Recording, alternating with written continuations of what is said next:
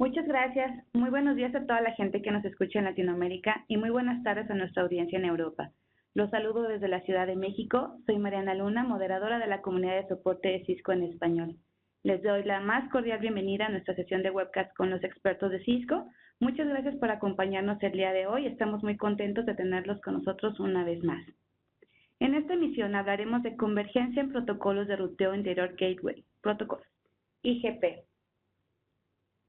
El experto del día de hoy es Ricardo Prado, quien actualmente es ingeniero del Centro de Soporte Técnico TAC y HTTS de Cisco en América Latina para tecnologías de seguridad y core. Él cuenta con 10 años de experiencia soportando tecnologías como routing, switching, WAN, architecture, seguridad en FW y VPN. Ricardo es ingeniero en telecomunicaciones egresado de la Universidad Nacional Autónoma de México y posee las siguientes certificaciones: CCNA, CCNP, Routing y Switching Seguridad Service Provider, y cuenta con doble CCIE en Routing y Switching y Seguridad, con el número 21161.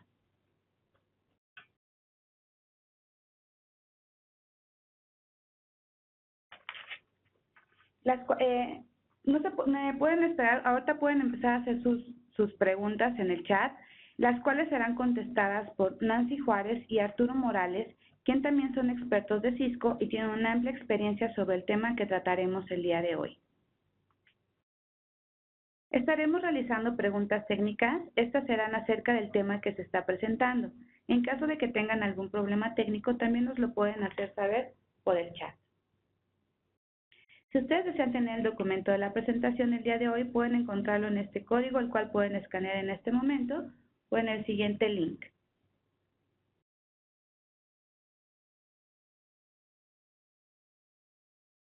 Ahora pueden empezar a realizar sus preguntas al panel de expertos.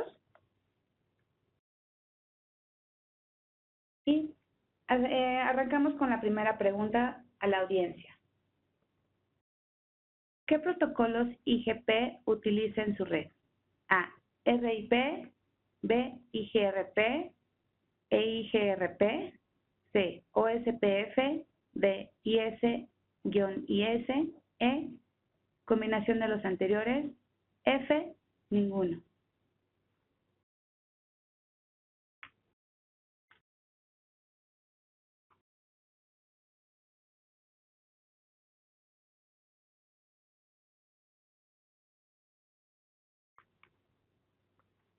Muchas gracias por su participación y comenzamos con la presentación. Adelante, Ricardo. Gracias, Mariana. Buenos días a todos. Gracias por participar en este webcast. Hoy vamos a platicar un poco de un tema que yo creo que muchos en algún momento hemos pensado, pero luego no sabemos ni por dónde empezar o qué puntos tomar en cuenta, ¿no? Que es lo que es la optimización de nuestras redes, y básicamente en protocolos IGP. Entonces, esta va a ser la agenda de hoy. Parece una agenda un poco corta, pero vamos a ver que se involucran muchos conceptos que vamos a estar viendo y tener que tomar en cuenta para lo que es reducir la convergencia. Entonces, el primero va a ser cómo medimos la convergencia en la red o qué consideraciones debemos tomar para reducir el tiempo de convergencia. Después también veremos cómo detectar y hacer algo después de una falla, y la otra es más bien cómo prevenir una posible falla en el futuro, cómo me preparo para una eventual falla más adelante dentro de mi red. Entonces, ¿cómo medimos la convergencia en la red? Para los que la persona por ahí que maneja RIP, hoy no vamos a hablar de RIP, básicamente nos vamos a dedicar a protocolos de convergencia rápida, ¿no? Que es IGRP, OSPF, IS-IS. Se van a depender muchas cosas en este tipo de diseño.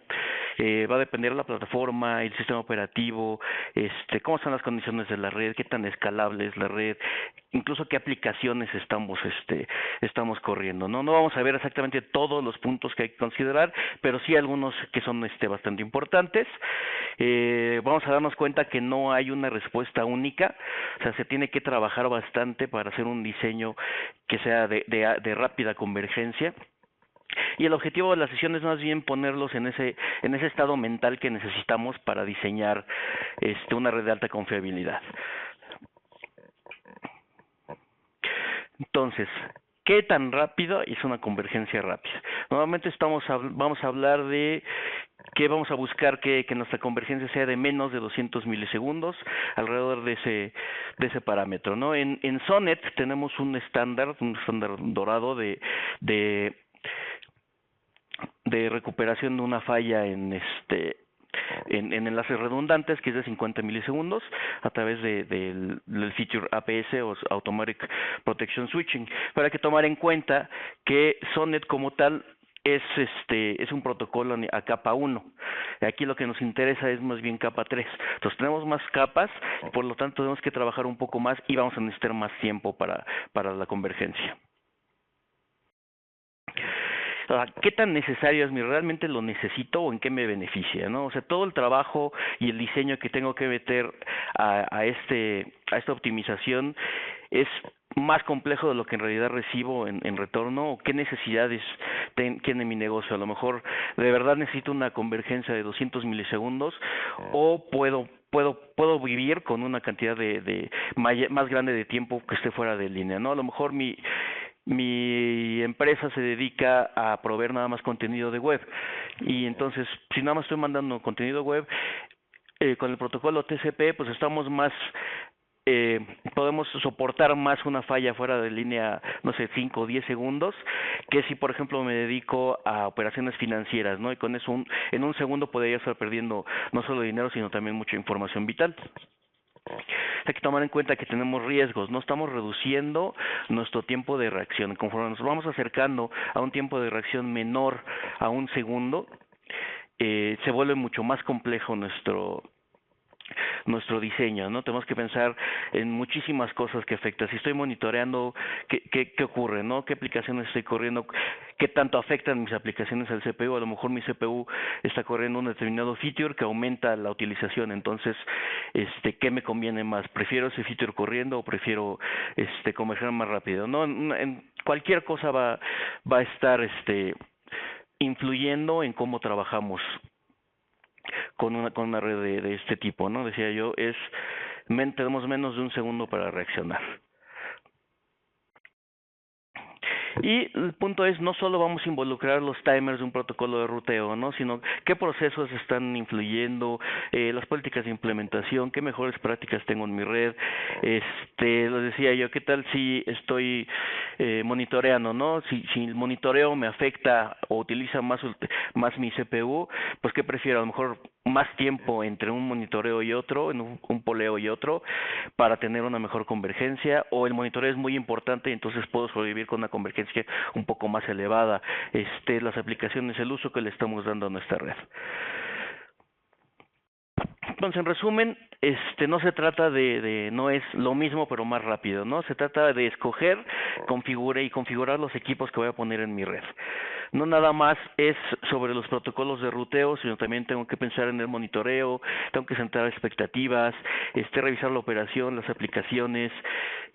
También no se trata solamente de reaccionar, ¿no? También hay que pensar en cómo podemos ser más proactivos, cómo puedo prevenir una falla.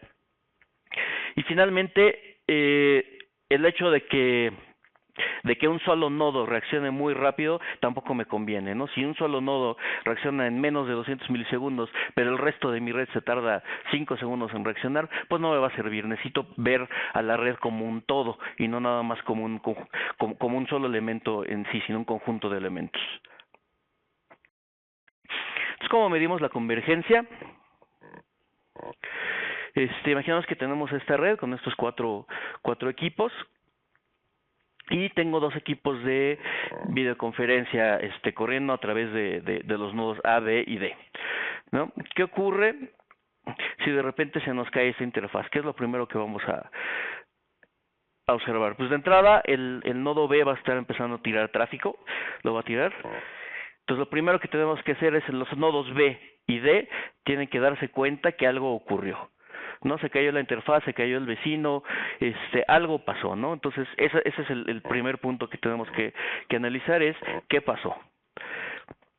Después, ya que nos dimos cuenta se cayó la interfaz, hay que avisarle a los demás nodos de la red que ocurrió algo, ¿no? Hubo un cambio. Entonces B le va a avisar al nodo A que se cayó su enlace y D hará lo propio con el nodo C. Después A y C tienen que pensar qué van a hacer con esta información. Ya recibí este update de mi vecino, ¿qué es lo que voy a hacer con esta información? Bueno, pues A, por ejemplo, su protocolo de ruteo le va a indicar que hay una ruta alterna a través de C, y C posiblemente va a determinar, yo no necesito hacer ningún cambio, mi ruteo de todas formas está buscando está buscando D como siguiente salto.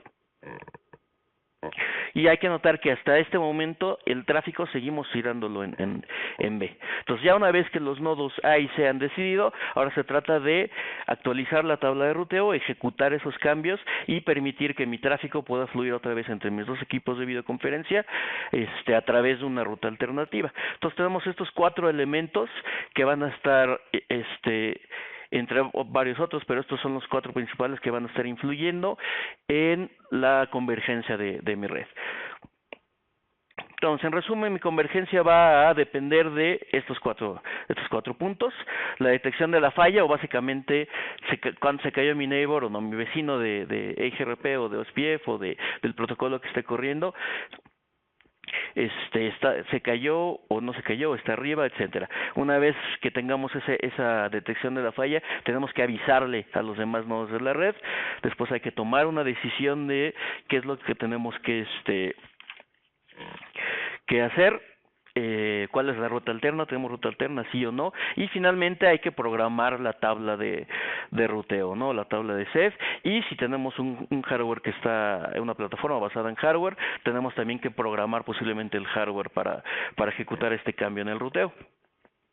Entonces, ya una vez que establecimos lo que van a ser nuestras reglas para hoy, podemos empezar a ver lo que es la convergencia reactiva, ¿no? La primera escala va a ser lo que es la detección de la falla. Si tenemos varios elementos, aquí vemos una interfaz que se cae, y qué elementos están involucrados en esta falla. Tenemos de entrada un elemento físico, que es el que va a detectar la ausencia o la presencia de señal eléctrica o bien de señal óptica. Este elemento puede estar acompañado de un ASIC o de un controlador que hace un poquito más que solo detectar la ausencia o presencia de señal. Este a su vez le informa a través de un software especializado, un firmware, le informa al CPU del equipo sobre este cambio en alguna interfaz, y el CPU va a realizar lo que nosotros le digamos a través de una serie de instrucciones en el código, en el sistema operativo. Entonces tenemos estos 5 elementos que tienen algo que ver aquí en la detección de la falla. ¿Qué tan rápido podemos detectar una falla? Bueno, va a depender mucho del hardware. Hay algunas tarjetas que trabajan con un método de poleo o bien con un método de interrupción. Poleo significa que el CPU activamente va a estar revisando puerto por puerto de cierta interfaz, de cierta tarjeta, si el puerto está activo o no. Entonces, si por ejemplo tenemos esta tarjeta, una 10748 con 48 puertos Gigabit Ethernet, estamos hablando que más o menos va a tardar unos 20 milisegundos por puerto. Eso significa que más o menos vamos a tardar un segundo en darnos cuenta que el puerto 48 está abajo, ¿no? Entonces hay que tomar en cuenta este hardware, el hardware que tenemos y cómo funciona. Ahora las plataformas más modernas, un Nexus 7000, el SR9000, las tarjetas como la 6708, la S y S Plus, esas trabajan en modo de interrupción, es decir, la tarjeta le avisa al CPU y al sistema operativo que hay un problema en esta interfaz, y esto más o menos va a tomar un poco menos de 10 milisegundos, ¿no? Entonces, ¿qué me conviene a la hora de diseñar mi red? Pues a lo mejor una tarjeta que trabaje en modo de interrupción y no tanto en poleo. Ahora, hay otros elementos que tenemos que tomar en cuenta. Por ejemplo, el ASIC introduce un timer que es el debouncer. El debounce timer básicamente es un periodo nada más de espera para una vez que el puerto físico nos detecta una caída, un problema en la red, el ASIC se va a esperar un cierto tiempo antes de determinar o de avisarle al CPU que la interfase cayó. ¿Por qué? Para evitar un falso positivo, estar avisando de un problema que a lo mejor no está ocurriendo, ¿no? Que nada más fue un microflap, una cosa que solo fue transitoria, y no estar asumiendo que la interfase cayó cuando en realidad a lo mejor no se ha caído. Esto generalmente lo vamos a ver en switches o en puertos capa 2.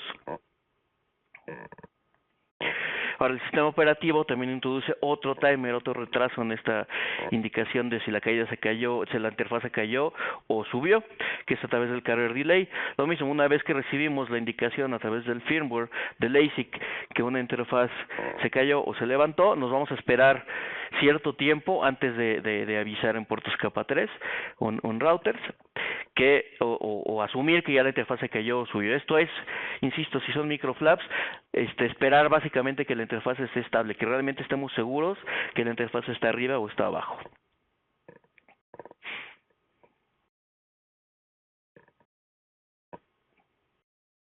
Se le iba un poquito más del tema del debounce timer. No siempre se puede configurar, va a depender también de la plataforma, de la line card, incluso del medio que estemos usando. Por ejemplo, en los 7600, si tenemos unas conexiones en fibra, vamos a tardar unos 10 milisegundos, es el tiempo de espera que vamos a poner, que el ASIC va a poner. Pero si tenemos una red de cobre, vamos a tardar unos 300 milisegundos.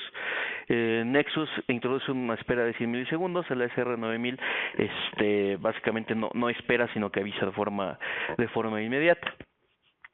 Entonces, la recomendación para el debounce timer básicamente es no modificarlo. De todas formas, es muy probable que no podamos hacerlo, pero el punto es que estos timers se diseñaron o se definieron con base en el hardware. Entonces hay que confiar que hay una razón por la cual tenemos estos timers. Pero si nos podemos a ver, por ejemplo, aquí estamos viendo que a lo mejor una red de cobre no me sirve tanto si estoy buscando menos de 200 milisegundos para una convergencia. Y en el carrier delay decíamos que es para interfaces capa 3. Sí se puede configurar, también va a depender del software. En iOS tenemos un delay un retraso de 2 segundos. En Nexus igual solo en 100 milisegundos, nada más para lo que son VLANs. Y en XR también se va a tardar 0 segundos. ¿Cuál es la filosofía? Aquí lo recomendable es, vamos a reaccionar lo más rápido en un evento negativo. Si la interfaz se cae, hay que avisar inmediatamente. Si la interfaz sube, mejor nos esperamos un par de segundos nada más para estar seguros que la interfaz está estable, no se encuentra en estado estable y no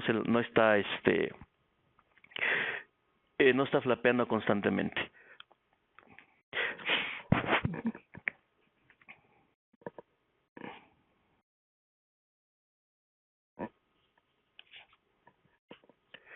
Pero ¿qué pasa si, por ejemplo, si a lo mejor nuestros equipos no están directamente conectados, ¿no? A lo mejor tenemos 2 routers y estos routers están conectados a través de una microonda. ¿Qué pasa si nuestra microonda se cae? Bueno, pues la conexión como tal hacia el equipo, el transceiver inalámbrico, pues sigue arriba, ¿no? Lo que se cayó realmente nada más fue perdimos línea de vista, a lo mejor no tenemos conexión por microondas. Entonces, aquí no nos sirve tanto un debounce timer, un carrier delay, o detectar si la interfaz está arriba o abajo, porque el problema se detectó en otro punto sobre el que no tengo control, ¿no? Y en general a lo mejor tenemos una nube de BPLS, una nube de equipos en capa 2, que igual si perdemos una conexión dentro de esta red, pues nunca nos vamos a enterar en los equipos. Necesitamos otro método para no depender únicamente de la detección en la interfaz. Entonces, básicamente lo que estamos buscando es si el vecino está arriba o está abajo, ¿no? El vecino del protocolo de ruteo. Entonces tenemos algunas otras opciones en ese sentido. Podemos usar lo que son fast hellos, que es básicamente el mismo concepto de los hellos, pero más rápido. Entonces se reduce el tiempo de detección en aproximadamente 1 segundo. Esto se maneja por process switching. ¿Qué significa esto? Que el CPU va a estar, corre una serie de procesos, va a meter al proceso del sistema del protocolo de ruteo o SPF, IGRP, etcétera, lo va a meter dentro de una cola de procesos y va a tener un tiempo asignado, ¿no? Entonces, nuestro protocolo de ruteo va a estar esperando hasta que el CPU tenga tiempo de atenderlo para poder ver qué es lo que se hace, ¿no? Entonces, de aquí en atrás ya estamos metiendo un cierto tiempo de espera, no es tan eficiente manejarlo con fast-hellos. También hay que tomar en cuenta que cada protocolo nos va a introducir un hello. Si tenemos una interfaz que tiene habilitado PIM, que tiene LDP, BGP o SPF, cada uno de estos protocolos tiene un hello, ¿no? Y si estamos manejando 3 en menos de un segundo, pues estamos hablando ya aquí de 12 hellos en menos de un segundo que se tiene que mandar por process switching al CPU. Entonces no escala bien, ¿no? Mientras más protocolos tengamos, más tráfico estamos generando en menos de un segundo que tiene que manejar el CPU. Y finalmente estos hellos son aproximadamente de 50 bytes, si no es que no estamos haciendo hello padding, por ejemplo, como en ISIS. Esto a lo mejor 50 bytes realmente no nos preocupa mucho, no son paquetes muy grandes, pero sí involucra más ciclos de reloj dentro del CPU, ¿no? Para procesar un paquete de 50 bytes. ¿Qué otra opción tenemos?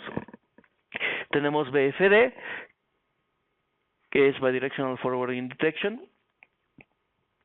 Estos son otro tipo de hello, también funcionan en método de hello, pero son mucho más rápidos y de menor tiempo de detección. Estamos hablando que vamos a detectar en unos 150 milisegundos si tenemos un vecino arriba o no. Se maneja por interrupciones. ¿Qué significa? Llega un paquete de BFD e interrumpimos lo que está haciendo el CPU en ese momento. A lo mejor está procesando un hello de OSPF, lo interrumpimos y le decimos al CPU, tenemos un paquete de BFD, ¿no?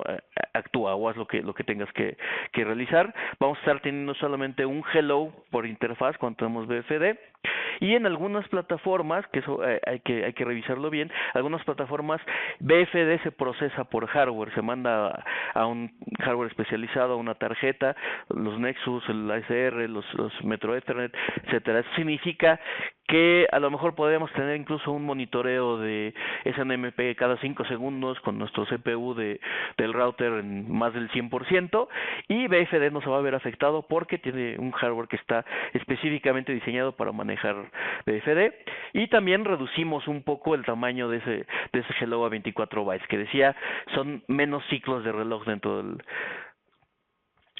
CPU. Entonces, de manera empírica, como tal, en TAC no recomendamos mucho la parte de fast hellos. ¿Por qué? Porque se maneja por process switching. Entonces, mientras más actividad tenga el CPU, es más probable que tengamos falsos positivos. Si el CPU está muy ocupado haciendo otra cosa, posiblemente no le dé tiempo suficiente de procesar un hello de uno de los protocolos de ruteo, y podríamos tener un flap cuando en realidad la red está sin problemas, ¿no? Entonces, pues por lo general yo sí les diría que fast hellos tratemos de no usarlos, porque va a depender mucho de las condiciones de la red, y procuramos usar BFD. Entonces, si usamos esta opción de BFD, estamos básicamente señalando que en la detección de falla vamos a tardar unos 150 milisegundos. Ahora, la propagación del evento, cada protocolo de ruteo va a trabajar de manera distinta. Por ejemplo, tenemos IGRP, tenemos nuestros 4 equipos, A, B, C y D, corriendo IGRP, y de repente también perdemos esta interfaz de este lado, ¿no? El link entre A y C. ¿Qué es lo que va a ocurrir? Una ventaja que tiene IGRP es que inmediatamente que se detecta la falla, si tenemos BFD después de 150 milisegundos, va a generar un query de IGRP, ¿no? Esto avisa al vecino, y además estamos preguntando si hay una ruta alterna, por ejemplo. ¿Cuál es el contra? Que este query de IGRP se tiene que mandar a todos los vecinos de la red, y hasta que no tengamos una respuesta de este query, no podemos terminar de converger. El problema es que mientras más grande sea mi red y mi diseño no sea muy eficiente, el dominio, la extensión del dominio de queries va a ser muy grande, y podría yo llegar incluso a un tema de un stock inactive, ¿no? Si no recibo una respuesta a uno de los queries, voy a empezar a reiniciar vecinos de IGRP, y bueno, mi red se complica todavía más. Entonces, ¿cómo podemos evitar esta situación? ¿Cómo puedo reducir yo este dominio de queries? Simplemente si metemos sumarización, si metemos el feature de stop, metemos filtros, lo que vamos a causar es que una vez que se genere este query, llegamos a la frontera de sumarización y un reply o una contestación a ese query se maneja de manera inmediata. Entonces esto más o menos estamos hablando, si tenemos un buen diseño, que esto va a tardar aproximadamente unos 10 milisegundos. ¿Qué otra opción tenemos? Bueno, EGRP tiene el concepto de feasible successors, ¿no? Es calcular una ruta alterna antes de que ocurra una falla. Entonces, si tenemos un feasible successor, nuestra red está diseñada de tal forma que tenemos una ruta alterna, no generamos queries, no necesitamos queries, no necesitamos respuesta a los queries. Entonces, esta opción prácticamente reduce el tiempo de convergencia a casi nada, ¿no? Es un poquito menos de 1 milisegundo lo que vamos a tomar. Entonces, si diseñamos bien nuestra red y usamos el concepto de feasible successors en EGRP, pues vamos a tener que la propagación del evento se da en prácticamente nada, ¿no? 0 milisegundos. ¿Qué pasa con los otros protocolos, con OSPF, por ejemplo? OSPF manda updates o LSAs una vez que se detecta la falla. El sistema operativo introduce un retraso en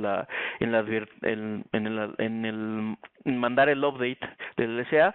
Sistemas XC va a tardar unos 5 segundos, Nexus tarda unos 200 milisegundos y en XR tarda unos 50 milisegundos. ¿Por qué? Porque aparentemente Cisco cree que es muy aburrido mantener el mismo timer en diferentes sistemas operativos. Entonces, para meterle un poco de variedad, tenemos diferentes timers. Obviamente esto es más bien por diseño de los desarrolladores. Pero hay una manera de reducir estos tiempos de mandar los updates de los LSAs, ¿no? Tenemos tres timers, uno de start, uno de hold y uno máximo. Entonces, el start es ¿cuánto tiempo voy a retrasar el envío del LSA, del update, cuando detecto una falla? Después, en la primera vez que falla, si se cayó mi interfaz, utilicé el tiempo de start, se levanta y se vuelve a caer, es una segunda instancia de ese flap, entonces voy a esperar 2 veces el hold time antes de mandar otro LSA. Esto es para esperar, procurando que la red trate de estar más estabilizada, y en las siguientes instancias más adelante voy a seguir aumentando 2 veces el hold time hasta un máximo definido con este parámetro. Entonces, ¿cuál es la filosofía aquí? Es muy parecida a la que habíamos visto en el carrier delay. Vamos a tratar de reaccionar tan pronto como sea posible y después vamos a esperar un cierto tiempo para los siguientes eventos, ¿no? Si buscamos unos timers muy agresivos, pues a lo mejor reaccionamos de manera inmediata. El hold time esperamos unos 20 milisegundos y un máximo de 5 segundos, ¿no? Si lo hacemos un poco más moderado, pero de todas formas teniendo una buena tiempo de convergencia, podemos esperar 5 milisegundos en el primer flap, un hold de 40 y un máximo de 10 segundos. Entonces, dependiendo de cuál de estos timers utilizamos, si el agresivo o el moderado, vamos a tener que para OSPF la propagación del evento tarda entre 0 y 5 milisegundos, ¿no? Dependiendo del tiempo de start que estamos usando. Ahora, ISIS es muy parecido a OSPF. Por default, aquí en ISIS el LSP o el update como tal se retrasa unos 50 milisegundos. Aquí ocurre el problema de que podría pasar que el algoritmo de SPF, el algoritmo para calcular la ruta alterna, corra antes de que se mande el LSP. Entonces, esto significa llega un LSP, calculo SPF y mando. En el otro equipo recibe el LSP, calcula SPF y mando el update. Entonces, vamos a ir acumulando el tiempo de espera y esto no es muy conveniente. Entonces, podemos habilitar la opción que se llama Fast Float. Y la idea es que ISIS mande LSPs advirtiendo sobre los cambios en topología y después corra el algoritmo de SPF. Entonces, en iOS, en Nexus, se generan por default 5 LSPs y aquí podemos meter dos timers, ¿no? Un tiempo inicial en 1 milisegundo que se generen 5 LSPs después de 1 milisegundo y como máximo esperamos 20 milisegundos, esa sería la recomendación. Y en XR, el Fast Float Aquí nada más necesitamos advertir cuántos LSPs podemos mandar y después de cuánto tiempo. Aquí lo recomendado son 10 LSPs, 10 updates, en un tiempo de 1 milisegundo. Entonces, para la propagación del evento, en ISIS, una vez habilitado la parte del fast flooding, estamos hablando de 1 milisegundo.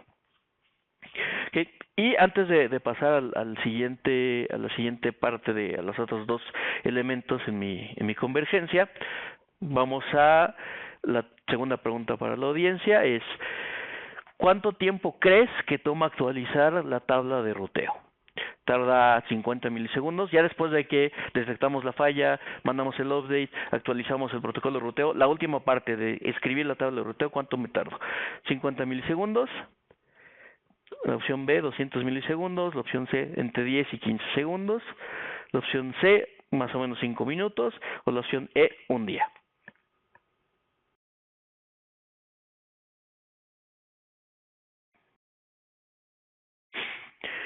Y mientras vamos contestando, vamos a ver a la parte del protocolo. ¿Qué hace cada protocolo para decirle una ruta alterna? ¿No? ¿Cuánto tiempo tarda? ¿Cuánto le podemos reducir, por ejemplo? Entonces, en IGRP, IGRP está basado en lo que es el algoritmo dual. Todos saben que era un protocolo propietario de Cisco. Al día de hoy ya es un estándar que está abierto para que cualquier vendor pueda instalar IGRP. IGRP va a empezar a calcular una ruta alterna después de que todos los queries, decimos respuesta para todos los queries. Pero si tenemos este concepto que ya hemos comentado del feasible successor, ya no es necesario correr dual, ya es un cálculo inmediato. IGRP tiene la ventaja de que solo corre cuando hay sobre los prefijos que cambiaron, ¿no? No es un protocolo de estado de enlace como ISIS, entonces no tengo que recalcular toda una topología, nada más tengo que calcular sobre esa ruta que cambió. Entonces dual más o menos termina de correr en menos de 1 milisegundo cuando estamos corriendo IGRP. 1 milisegundo. Y si tenemos feasible successors, bueno, es inmediato el cambio. ¿Qué pasa con OSPF?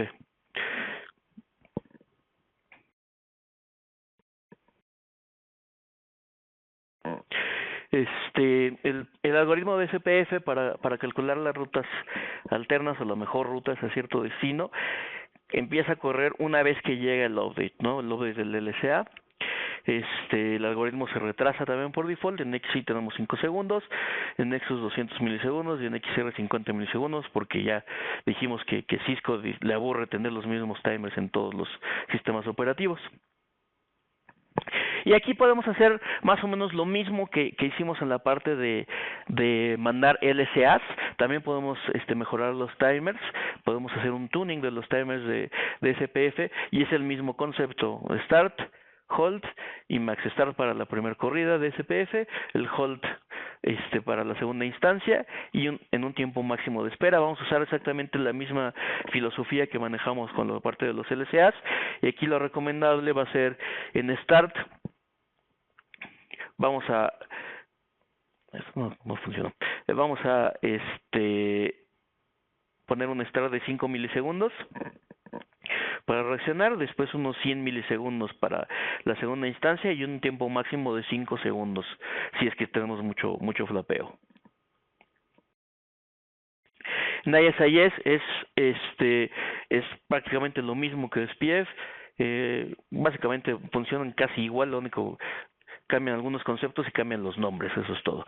SPF corre con la llegada de un LSP, de un update. También el algoritmo se retrasa por default, 10 segundos en XC, 50 milisegundos en Nexus y 50 milisegundos también en XR.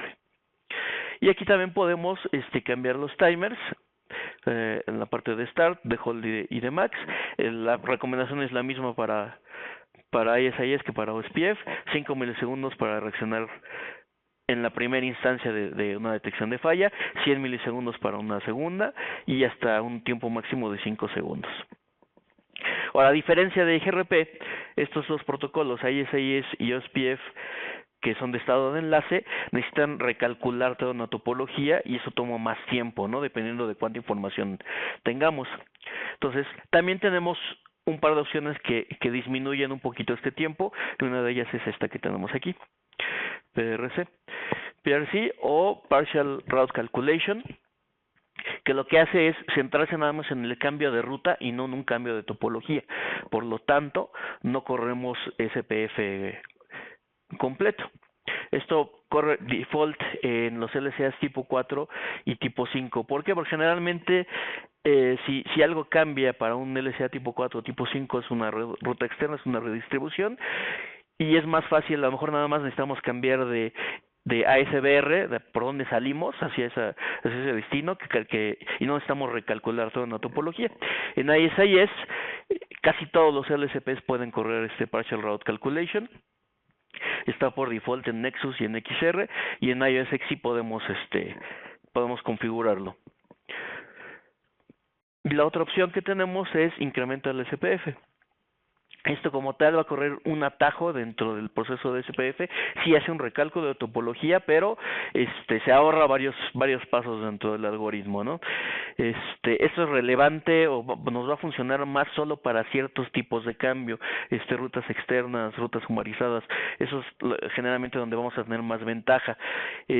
Ahora, si tenemos plataformas más modernas con un CPU que es mucho más rápido, realmente vamos a ver muy poca ventaja en el tiempo que nos ahorra incremento del SPF mientras más rápido son nuestro CPU, y está desactivado por default.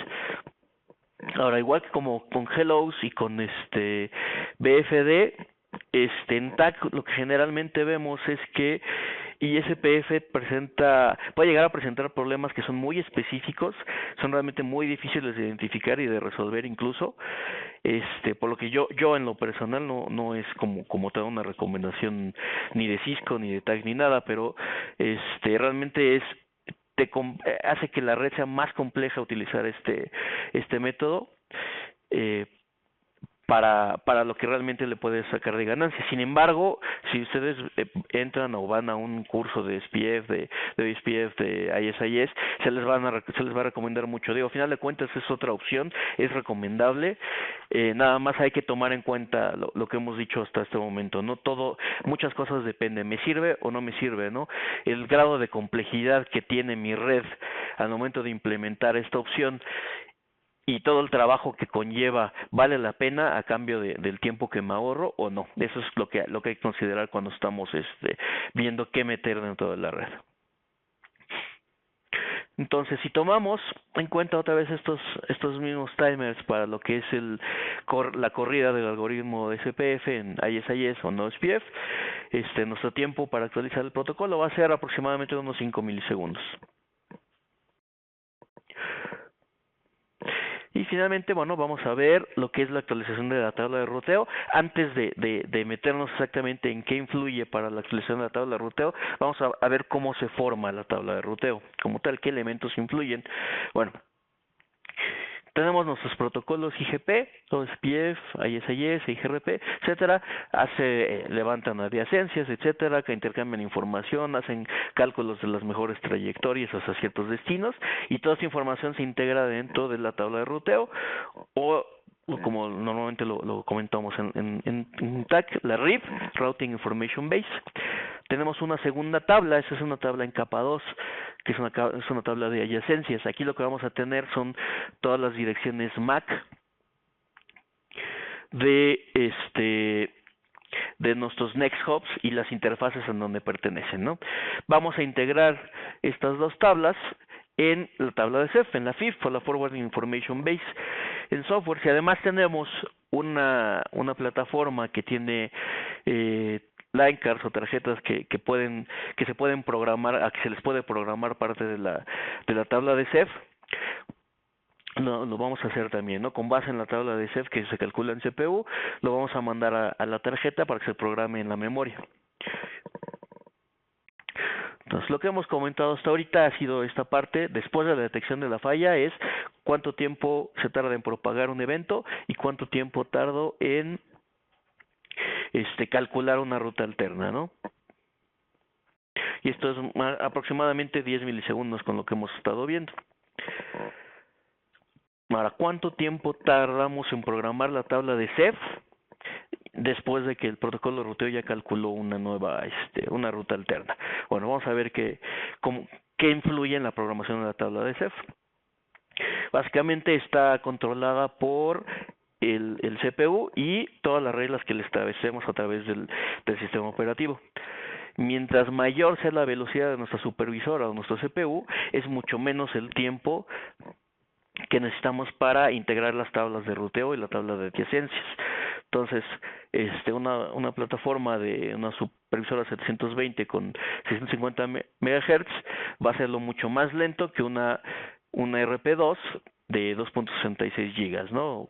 O una quad-core de 2.27. Entonces, mientras mejor sea nuestra supervisora, más rápida va a ser la escritura de la tabla de Ceph. También influye el tamaño de nuestra tabla de ruteo, ¿no? Si tengo muchas rutas, más tiempo me voy a tardar en recalcular, en cambiar o reprogramar las rutas que tuvieron que ser actualizadas. Entonces, para esto, ¿qué nos conviene? Pues sumarizar, filtrar, reducir el tamaño de la tabla de ruteo para que sea más rápido la convergencia o el cambio en la tabla, la reprogramación. También está el proceso del Process Quantum. El Process Quantum, que nada más es configurarlo en XI. Les comentaba hace rato que lo que es Process Switching es el CPU tiene una cola de procesos, una fila de procesos, básicamente una pila, y el CPU les va asignando cierto tiempo a cada proceso conforme lo va necesitando, ¿no? El default es de 2 segundos. Entonces, si yo dejo que un proceso pueda correr hasta 2 segundos dentro del CPU, pues mi protocolo de ruteo va a tener que esperar bastante más tiempo antes de poder ser ejecutado. Entonces, lo recomendable aquí sería más o menos reducirlo a unos 50 milisegundos para que tengamos más probabilidades de que el CPU se libere más rápido y pueda atender a nuestro protocolo de ruteo, ¿no? Si quieren conocer un poquito más de lo que es la parte del process switching, hay un webcast de Arturo Morales que está ahí contestando preguntas que hizo el año pasado sobre arquitectura de iOS, y ahí platicó un poco sobre lo que es la parte del process switching y cómo funciona todo este método de irles asignando cierto tiempo en CPU a los procesos. Y finalmente también en la mayoría de los casos, sobre todo en redes que tienen MPLS, lo que más me interesa es que mis loopbacks tengan prioridad, no es que eso se calculen primero. Entonces hay una manera de dar prioridad a estos prefijos con diagonal 32 para que la escritura sea mucho más rápida y me tarde menos tiempo a la hora de la convergencia. Entonces, más o menos con estos parámetros podemos lograr que la tabla de Ceph se escriba en aproximadamente 1 o 5 milisegundos, dependiendo del tamaño de la tabla, la procesadora, etcétera, ¿no? Pero más o menos vamos a estar hablando de esos tiempos. Y finalmente, ¿cuánto tiempo nos tomamos en pasar información de la tabla de Ceph y cuánto nos tardamos en programarla en una tarjeta especializada, una tarjeta en hardware? Que es básicamente la pregunta que hicimos hace rato. Vamos a ver qué tal contestamos. Creo que la mayoría contestó unos 200 milisegundos. Bueno, vamos a ver cómo funciona esta programación de Ceph en hardware. Las plataformas básicamente están basadas en una memoria que es TCAM o es RAM, que tienen dos características. Son de lectura muy rápida, prácticamente a la velocidad que tenemos en nuestras interfaces. A esa velocidad se pueden leer, pero la escritura es realmente muy lenta. ¿De qué tan lento estamos hablando? Bueno, se hicieron unas pruebas y en una de las plataformas más modernas estamos hablando de que si tenemos unas 350,000 rutas, nos vamos a tardar unos 27-30 segundos en escribirlas en hardware. Y si aumentamos el número de rutas a 700,000 rutas, vamos a tardar más de 5 minutos. Entonces, esta era realmente la respuesta, nos tardamos más de 5 minutos. Va a depender mucho del hardware. En el 7600, por ejemplo, podemos alterar también el process quantum, lo mismo que comentamos hace rato, para que el CPU se libere más rápido y poder ocuparlo con mayor frecuencia. Pero eso es lo que generalmente vamos a observar, o este es el comportamiento que vamos a observar en equipos que manejen TICAM. Y en cualquier vendedor, no solo Cisco, en cualquier vendedor vamos a ver este punto, ¿no? Al final de cuentas fue una decisión de costo-beneficio, ¿no? Se gana en un acceso a memoria muy rápida, que eso es generalmente lo que más necesitamos, pero estoy perdiendo a la hora de escribir en memoria. Posiblemente podríamos tener una memoria en TICAM que fuera rápida en la lectura y en la escritura, pero eso por supuesto va a incrementar los costos y no creo que los que estén asistiendo ahorita en el Webex les interese mucho la idea de pagar todavía más, ¿no? Entonces llegamos ahorita al punto en el que ya hicimos todo un esfuerzo en los últimos 37 minutos que hemos platicado, de reducir mi detección de falla, el mandar el update, actualizar el protocolo de ruteo en menos de 200 milisegundos para tardarme 5 minutos en escribir la tabla de ruteo. Como que como que eso no es un punto muy alentador. Todo lo que tenemos que hacer es pensar un poquito afuera de la caja, ¿no? Hay que empezar a diseñar con la posibilidad de fallas a futuro, lo que es la convergencia proactiva. Entonces, en resumen, más o menos la escritura, la programación en hardware va a tomar entre 30 segundos, 5 minutos, a lo mejor menos, dependiendo de la cantidad de rutas. Y estamos viendo que si tomamos todos los números más bajos, nuestra convergencia podría tomar 153 milisegundos, si es a lo mejor nada más una ruta la que cambia, o si son muchísimas rutas podemos llegar hasta 5 minutos. Entonces ustedes se preguntarán, bueno, ¿y qué? Entonces, a eso vinimos, a ver que nada más nos tardamos 5 minutos, no. Vamos a ver, ya de manera muy sutil llegamos a la parte de la convergencia proactiva. Entonces, ¿cómo puedo saltarme este problema de depender del proceso de lenta escritura, ¿no? En la memoria de mis rutas. Vamos a suponer que tenemos esta red, tenemos OSPF. OSPF calcula una ruta primaria para llegar a la red 10.1.1.0/24. La ruta primaria es entre A y C, y sabemos que tenemos una ruta, aquí nada más de verla, sabemos que tenemos una ruta secundaria pasando por B, A, B y C. ¿Okay? Cuando nosotros estudiamos o vamos aprendiendo OSPF, una de las partes que siempre nos están comentando es, aparte de que es un protocolo de enlace de estado, link state, también nos están diciendo que OSPF conoce toda la topología de la red. Por lo tanto, si OSPF conoce toda la topología de la red, también debería saber que ya existe una trayectoria alterna.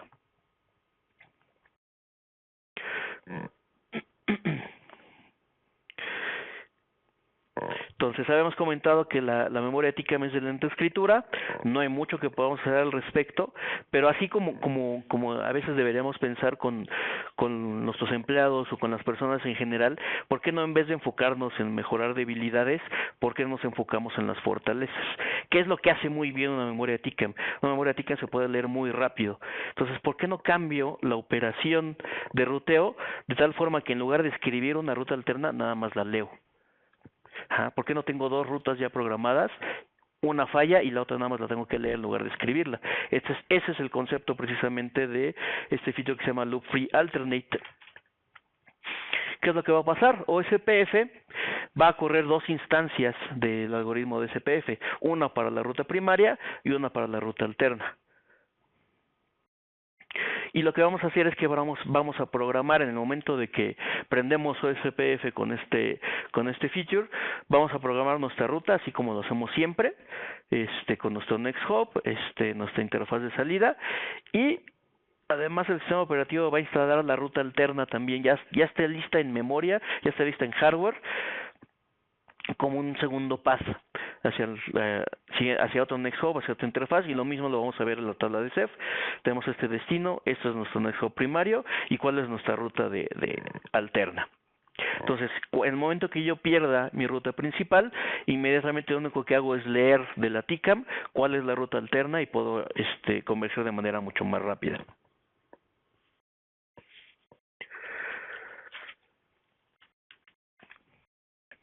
Y bueno, para todos aquellos que corran o conocen de EGRP, ya me imagino lo que están pensando, así, oye, que EGRP no hace más o menos lo mismo. Pues sí, EGRP maneja el concepto, ya decía, lo hemos comentado varias veces, el concepto de feasible successor. El feasible successor, por definición, es una ruta libre de loops, alterna. Entonces tomamos ese mismo feasible successor y también lo programamos como repair path dentro de nuestra TICAM, nuestra tabla de ruteo, nuestra tabla de CEF.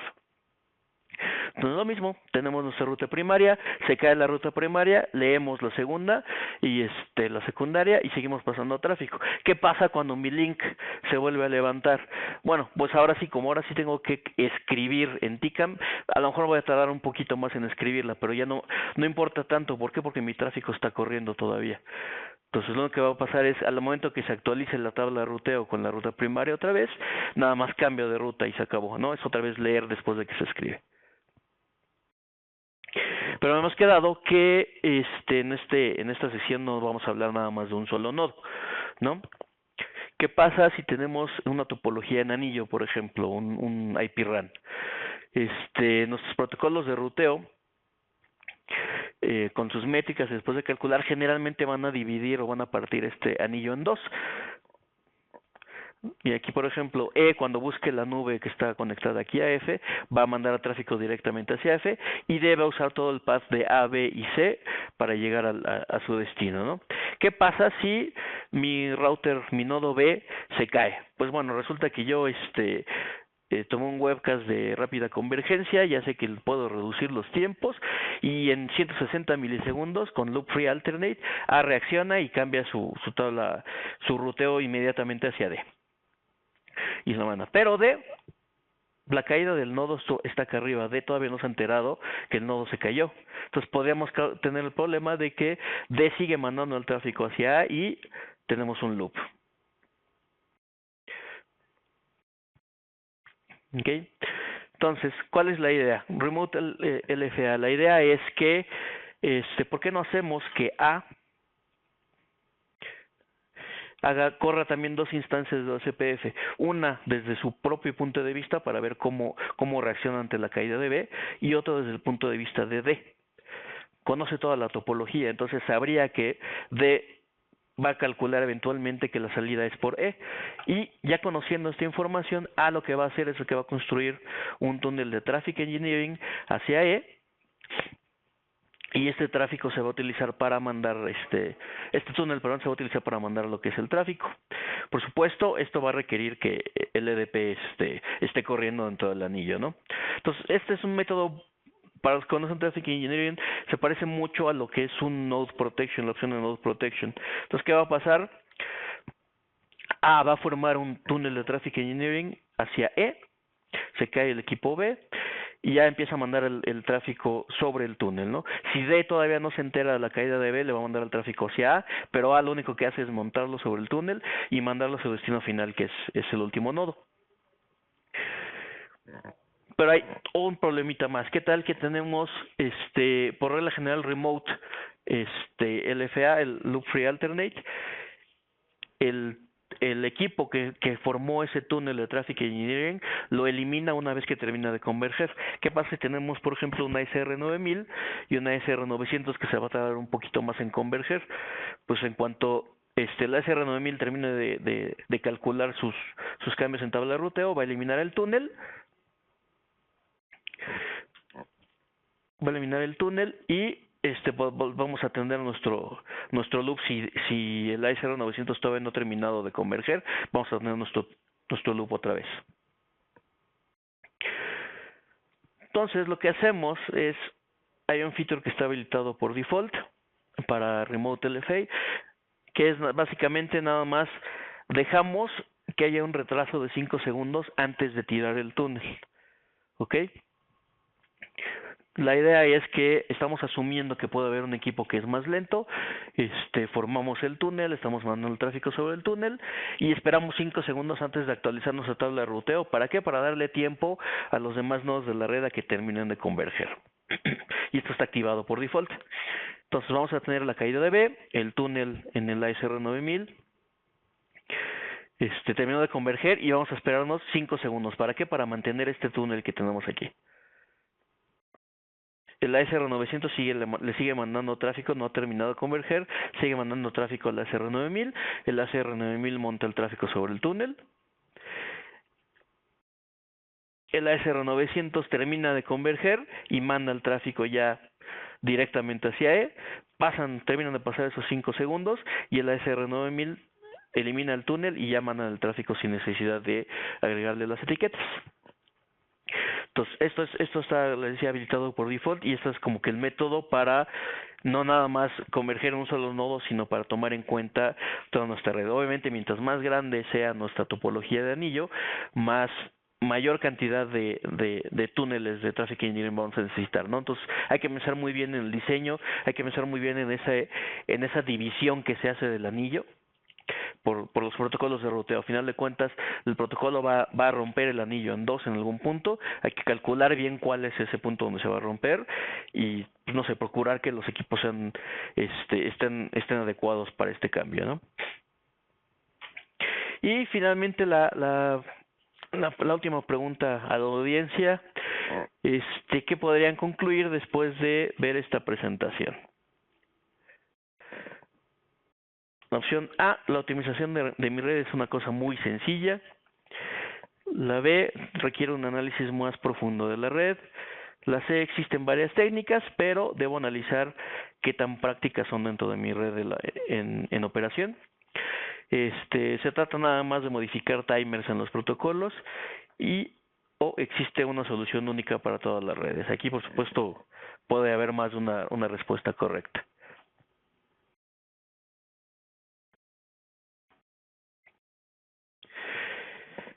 Y pues esa es toda la información que tenía para el webcast de hoy. Aquí les mando varias referencias. Les comentaba del webcast de arquitectura de AWS de Arturo. No sé, otras posibilidades, event dampening, BFD en diferentes plataformas, me equivoqué, es el debounce timer, cómo alterar los timers, el fine tuning de los timers de SPF para mandar LSAs o para mandar SPFs, procesar SPFs, cómo hago supresión de prefijos en OSPF, en ISIS, cómo le doy prioridad a los prefijos, lo que es loop free alternate en iOS, en XR y remote loop free alternate, ¿no? Ahí están varias, bastante información de que pueden seguir manejando. La idea de la presentación no era necesariamente mostrarles todos los comandos, sino darles un bosquejo de lo que implica la optimización de una red en operación. Pues muchas gracias entonces por su atención. Mariana. Muchísimas gracias, Ricardo. Excelente presentación. Ahora vamos a comenzar con las preguntas. Antes les pedimos, por favor, que nos ayuden a contestar la encuesta que estará al final de la presentación. Sí, bueno, les comento que Ricardo también va a estar con nosotros ayudándonos en el Pregunta al Experto. Si tiene alguna duda adicional, puede estar posteando sus preguntas en la comunidad. Del 15 al 25 de mayo, Ricardo va a estar con nosotros apoyándonos en el Pregunta al Experto. Ok, la primera pregunta que tenemos es la siguiente. ¿Existen fast hellos para BRRP? No, como tal, no hay fast hellos para VRRP. Lo que estuve yo viendo nada más, creo que OSPF es uno que maneja fast hellos, pero en VRRP, en HSRP también, que es el de Cisco, se pueden configurar también paquetes en menos o que se mandan hellos en milisegundos, pero no es recomendable. De hecho, hay por ahí un link en la página de Cisco donde te recomiendan que no reduzcas el tiempo de los hellos para HSRP a menos de 1 por segundo, porque pueden provocar falsos positivos en los equipos de standby. Pero de hecho HSRP versión 2 es el que soporta hellos en milisegundos, pero sí existe, por ejemplo, BFD para HSRP. Entonces es más fácil usar BFD, que sí puede trabajar en milisegundos, que depender de HSRP, ¿no?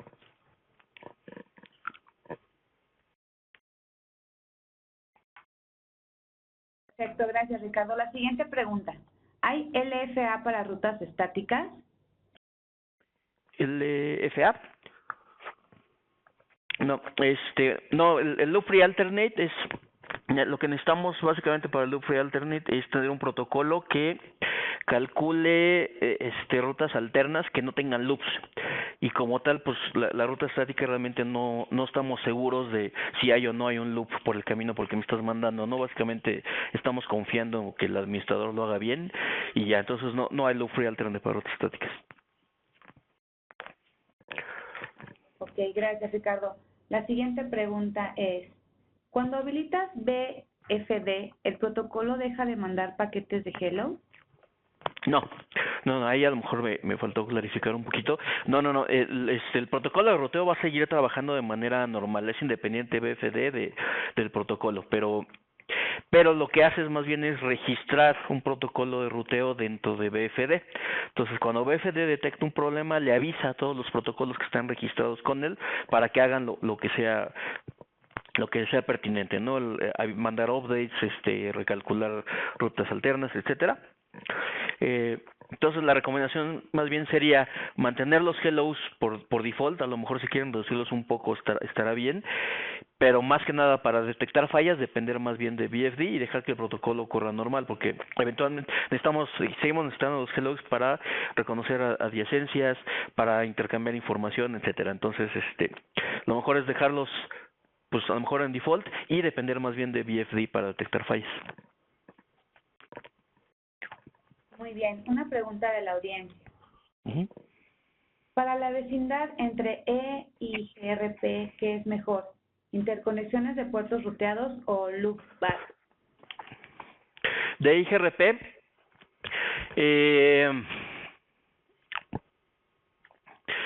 pues como tal, de hecho, las adyacencias de IGRP son nada más indirectamente conectadas. Las loopbacks son más bien el router ID para el protocolo y de hecho el IGRP no depende tanto del router ID como lo hace OSPF, por ejemplo, pero sí es necesario, ¿no? Si no tengo un router ID único, pues no podría tener router ID duplicados y puedo perder rutas en mi topología. Entonces más bien sería directamente en EGRP son directamente conectados, en OSPF, en BGP, perdón, es más bien donde utilizamos loopbacks y ahí pues va a depender realmente es por diseño. Generalmente vamos a usar loopbacks si es que tenemos más de un path para llegar al vecino. Necesitamos como redundancia. Ok, muy bien. Otra pregunta de la audiencia es, ¿se puede habilitar puerto ruteado en Nexus 7000? Me parece que no, según tengo entendido que nada más lo manejas a través de VLANs.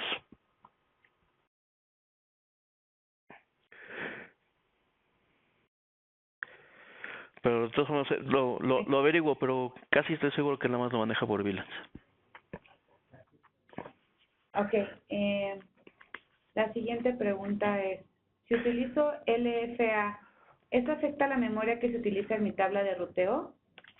Sí, sí, buena pregunta. Sí, como tal, como estamos utilizando Loop Free Alternate, estamos instalando dos rutas básicamente. Entonces sí, en efecto, estamos ocupando el doble en memoria de TICAM.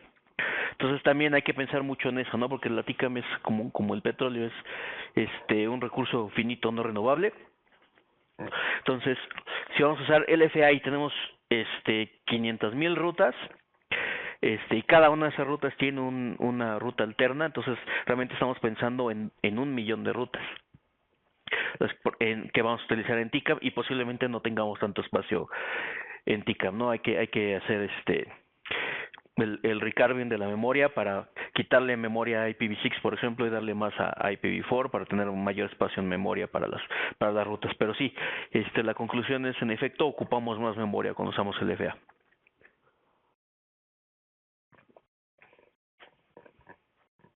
Gracias, Ricardo. La siguiente pregunta es, ¿hay que configurar algo para que BFD trabaje por HW? Por hardware. No, de hecho eso es habilitado por default. Si la plataforma o la line card soporta correr BFD por hardware, lo hace solito sin tener que habilitarle nada.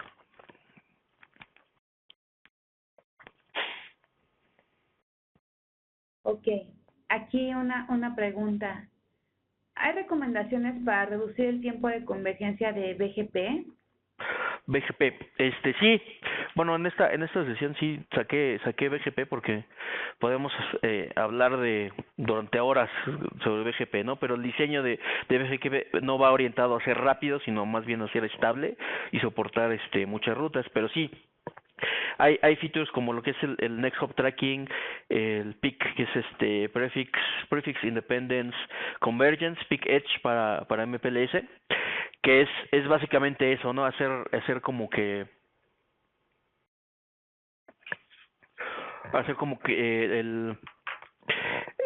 el cambio en ruteo de manera más rápida. Muy bien. Ok, la siguiente pregunta de la audiencia es, ¿se puede usar NSF para reducir el tiempo de convergencia? NSF, bueno, NSF, Non-Stop Forwarding, es un feature que en XR que es su objetivo es diferente, entonces realmente no es para reducir el tiempo de convergencia. Por ejemplo, lo que vimos hoy fue ¿qué hago para que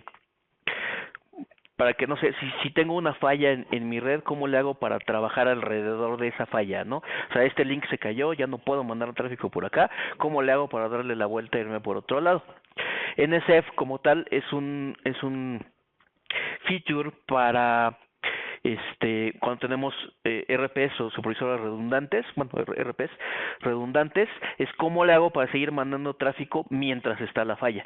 O sea, falla una de las dos RPs y tengo que seguir mandando tráfico a través de la otra para no terminar. Entonces realmente el concepto es diferente, no es que nos reduzca tiempo de convergencia, sino que mantiene el ruteo para una falla de un RP redundante.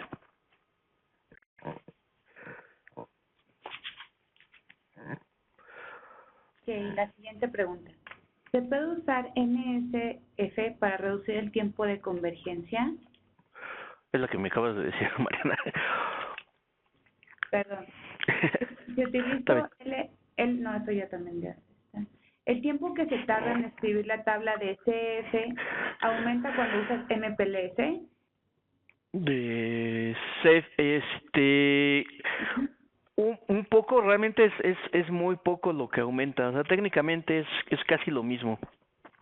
O sea, la tabla de cuando usas MPLS, decíamos que la tabla de Ceph es la combinación de la tabla de ruteo que te generan los protocolos de ruteo y una tabla de adyacencias en capa 2. Con eso formas la de Ceph. Ahora, cuando usamos MPLS tenemos una tercera tabla que es una tabla de etiquetas, que esa la genera LDP. Entonces, cuando integramos ya las tres tablas, la de etiquetas, LDP, la de ruteo y la de adyacencias, formamos la tabla de Ceph para MPLS. Pero es básicamente lo mismo, es la misma tabla de Ceph con el agregado de las etiquetas que viene de LDP. Pero el tiempo que tarda en agregarle también las etiquetas realmente es muy poco, más bien donde perdemos o perderemos un poco de tiempo es en la parte de LDP, en recibir las etiquetas. Pero ya la escritura de Ceph, ya que las tenemos, es casi lo mismo. Gracias, Rick. La siguiente pregunta. ¿Todos estos métodos también son aplicables en enrutamiento entre switches? ¿O es necesario aplicarlo? Sí, de hecho, por ahí estamos mencionando mucho el 7600, es una de las plataformas que se considera un router, pero a nivel hardware es básicamente es un switch también.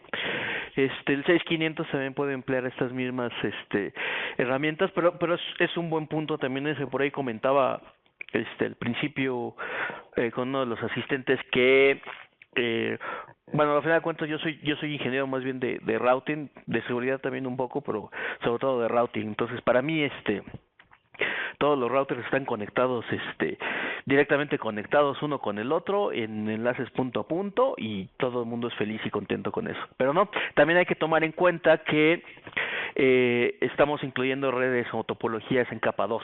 Entonces, también hay switches involucrados y los switches son de capa 3 algunos pueden soportar estos elementos como BFD, como el tuning de los timers de OSPF, etcétera, de IGRP.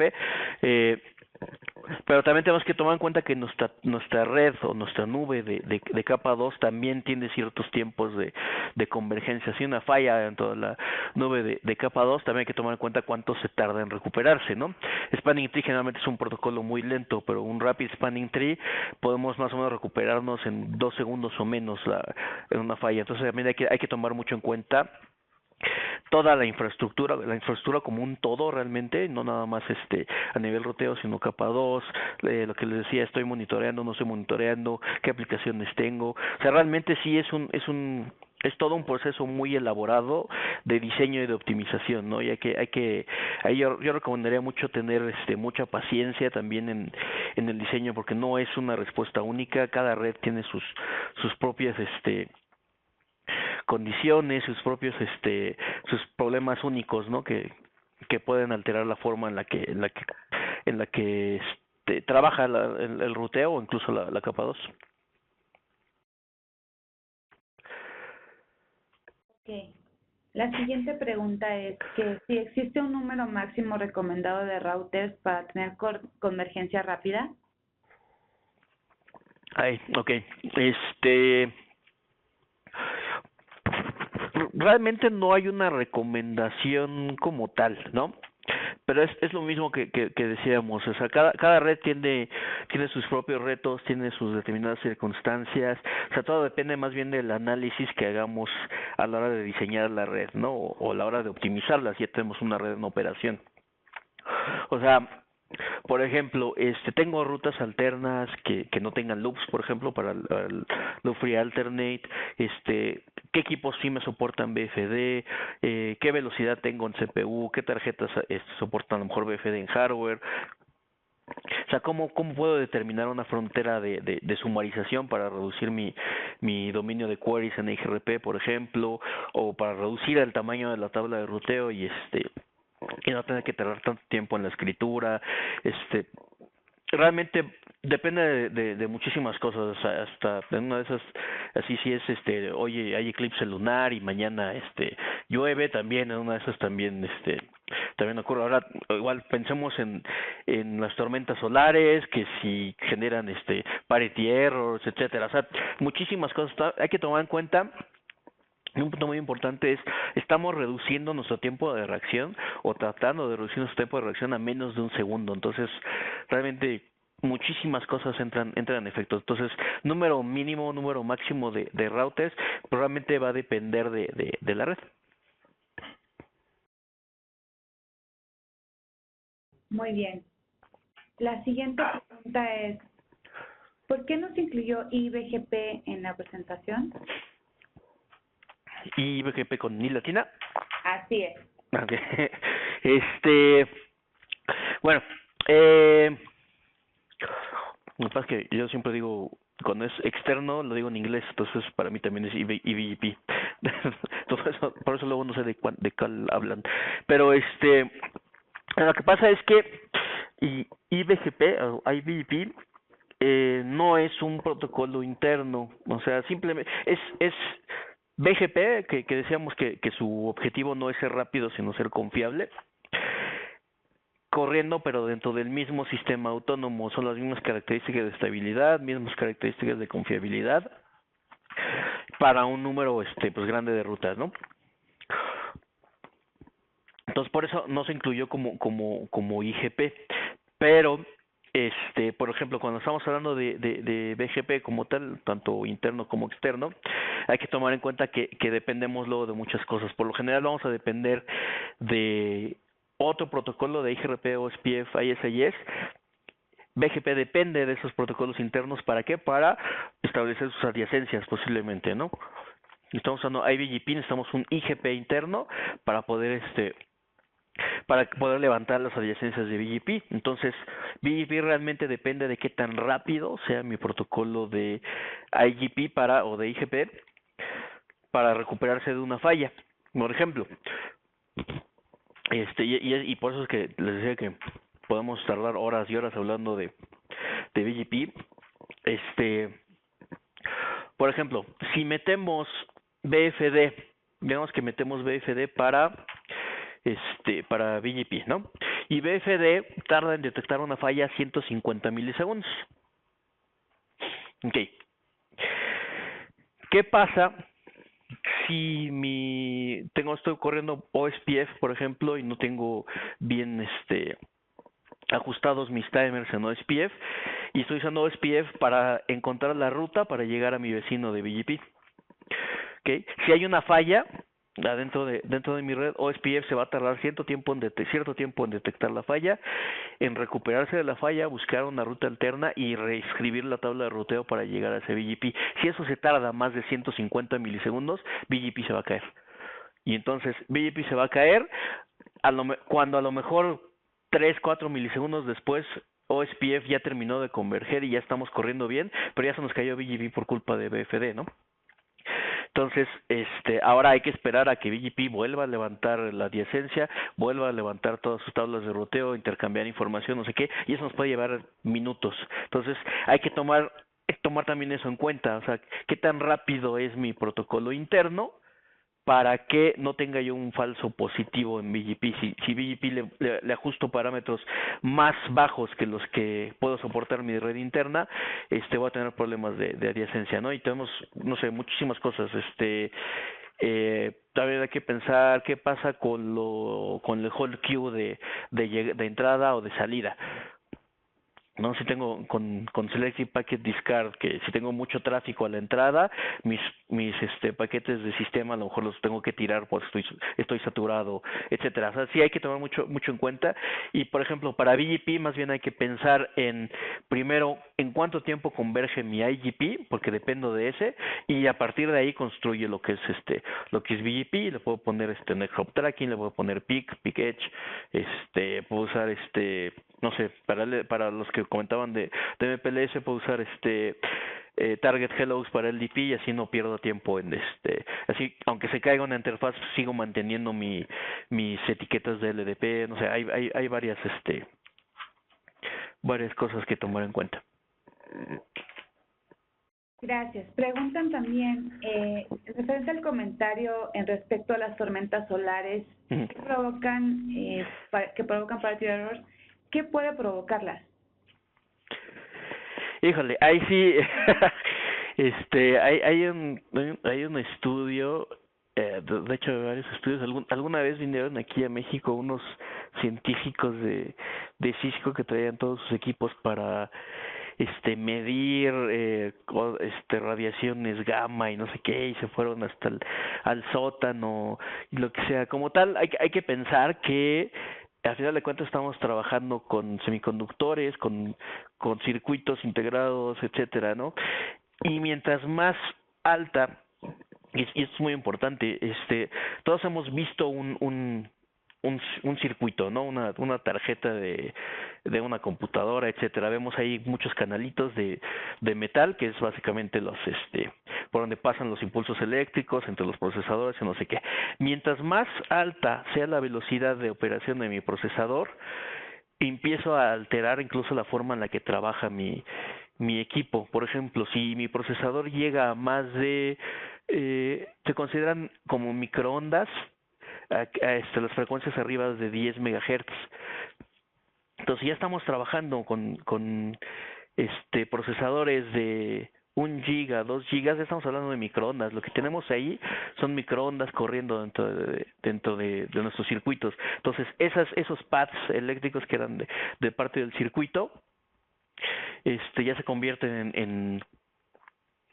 en guías de onda para microondas. Entonces cualquier cosa externa, electricidad estática, etcétera, los mismos equipos, la misma circuitería puede trabajar incluso como antena. Entonces cualquier cosa eléctrica nos puede afectar. Hay que tener muy bien establecidas nuestras tierras para evitar que electricidad estática nos afecte, y a final de cuentas radiación existe en todo nuestro alrededor, ¿no? Entonces, si hay tormentas solares, una actividad solar mucho más alta, eso genera electricidad estática o básicamente son fotones que están chocando contra átomos por todos lados, liberando electrones, y esos electrones, uno que se escape y le caiga a un circuito, a lo mejor nos cambia un bit que estaba en cero, nos lo cambia en uno y generamos un error de paridad, ¿no? Entonces, o sea, no, ahí sí hay que meternos en física y varias cosas, pero básicamente es eso, ¿no? Es algo altera el entorno y genera electrones sueltos o genera cargas estáticas libres que pueden afectar la forma o los circuitos o la forma en que leemos un bit en uno o en cero, etcétera. Podemos saturar un buffer, no sé, ese tipo de cosas. Perfecto, pues muchísimas gracias, Ricardo. Quiero agradecerte por tu presentación y también agradezco mucho a Nancy y Arturo por ayudarnos a contestar estas preguntas durante el evento. Como les habíamos comentado, nos interesa mucho saber su opinión acerca de este webcast y les va a aparecer la encuesta. Les agradeceremos mucho que nos ayuden a contestarla y sobre todo nos interesa muchísimo saber qué temas son de su interés o cuáles les gustaría estar viendo en los siguientes webcasts o eventos de la comunidad. También les pedimos, por favor, si tienen alguna otra duda, preguntarle a Ricardo. Como les había comentado anteriormente, también él nos va a estar ayudando contestando las preguntas extras. Y también les comento que ya están los slides de la presentación en la comunidad de soporte de Cisco en español, por si quieren ir ahorita mismo por ella. La grabación va a estar disponible a partir de 5 días hábiles. Mientras tanto, pueden tener los slides de la presentación. Les comento también que tenemos una nueva imagen para que puedan ustedes estar compartiendo esta experiencia con nosotros. Vayan, visítenos, naveguen, compartan su conocimiento con nosotros para que ustedes puedan estar también participando en los reconocimientos en la comunidad de soporte de Cisco. Estos se otorgan a las personas que están colaborando más con nosotros o que tienen algún documento interesante de calidad que puedan estar obteniendo algún premio que estamos otorgando dentro de la comunidad de soporte de Cisco. Les invitamos también a calificar el contenido de los mismos documentos, blogs o videos. Esto para saber que contamos con material de calidad y si tienen alguna duda, por favor, también los invitamos a que estén abriendo alguna discusión para que sea contestada por alguno de nuestros expertos. Y de igual forma también les pedimos que nos ayuden a cerrar esa pregunta o a calificarla si está bien contestada para ustedes. Los invitamos a que también descarguen la aplicación móvil que tenemos para sus celulares y puedan estar teniéndonos con ustedes en su teléfono inteligente. En algún dado caso que tengan alguna duda técnica, puedan estar también en línea con nosotros. También los invitamos a que estén colaborando con nosotros en nuestras redes sociales. Para la comunidad de soporte de Cisco en español tenemos Facebook, Twitter, YouTube, LinkedIn y escucharnos en nuestros próximos eventos en la comunidad de soporte de Cisco en español.